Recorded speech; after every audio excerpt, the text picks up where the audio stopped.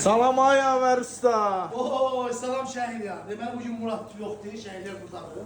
Şəhriyar, bura gəl buraya. Mən bizə nəyə qoşulmaq istəyirəm burada? Ya quzuya bax sən Allah.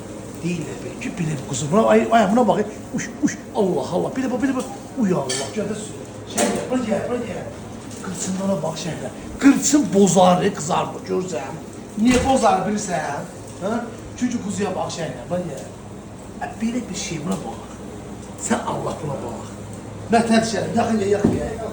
Yaxın gəl belə bir şey var. Var belə bir şey. Ham birinci bələdə belə bir şeyler harda olur. Yahu versə, düymeye bak. Düymə, bozar.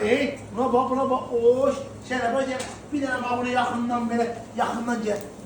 Zıldıya bak. Allah. Buna gəl, buna. İrəngə bak.